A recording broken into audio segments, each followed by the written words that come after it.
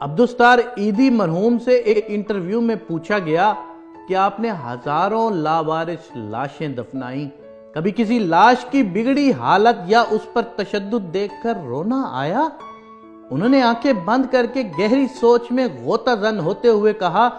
تشدد یا بگڑی لاش تو نہیں، البتہ ایک مرتبہ میرے رضاکار ایک صاف ستھری لاش لے کر آئے جو تازہ انتقال کیے ہوئے بوڑھے مگر کسی پڑھے لکھے اور کھاتے پیتے گھرانے کی لگ رہی تھی۔ اس کے سفید چاندی جیسے بالوں میں تیل لگا ہوا تھا اور سلیقے سے کنگھی کی ہوئی تھی۔ دھوبی کے دھلے ہوئے سفید اجلے کلف لگے سوٹ میں اس کی شخصیت بڑی باوقار لگ رہی تھی، مگر تھی وہ اب ایک صرف لاش۔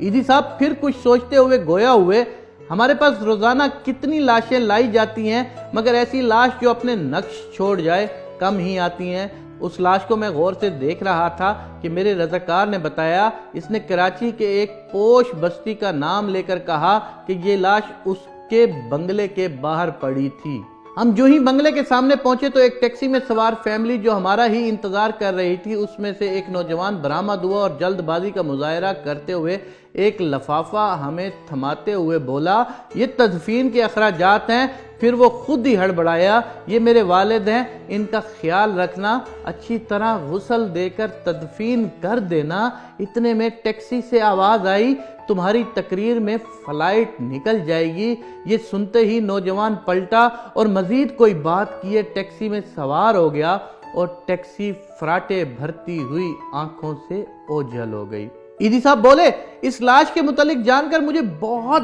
دکھ ہوا اور میں ایک بار پھر اس بدقسمت شخص کی جانب دیکھنے لگا تو مجھے ایسے لگا جیسے وہ بازو وقائے مجھے درخواست کر رہا ہو کہ عیدی صاحب ساری لاوارث لاشوں کے وارث آپ ہوتے ہیں، مجھ بدقسمت کے وارث بھی آپ بن جائیں۔ عیدی صاحب نے کہا کہ میں نے فوراً فیصلہ کیا کہ اس لاش کو غسل بھی میں دوں گا اور تدفین بھی خود کروں گا۔ پھر جو ہی غسل دینے لگا تو اس اجلے جسم کو دیکھ کر میں سوچ میں پڑ گیا کہ جو شخص اپنی زندگی میں اس قدر معتبر اور حساس ہوگا، اس نے اپنی اولاد کی پرورش میں کیا ناز و نام نہ اٹھائے ہوں گے، مگر بیٹے کے پاس تدفین کا وقت بھی نہ تھا۔ اسے باپ کو قبر میں اتارنے سے زیادہ فلائٹ نکل جانے کی فکر تھی، اور یوں اس لاش کو غسل دیتے ہوئے میرے آنسو چھلک پڑے۔ پھر عیدی صاحب اپنے کندھے پر رکھے کپڑے سے آنسو پونچھتے ہوئے بولے، اس دن میں انسانیت کی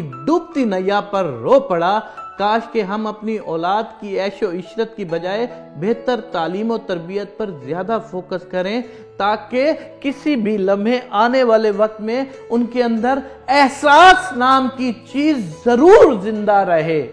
اگر تمہارے ماں باپ راضی ہو کہ تم سے دنیا میں جائیں گے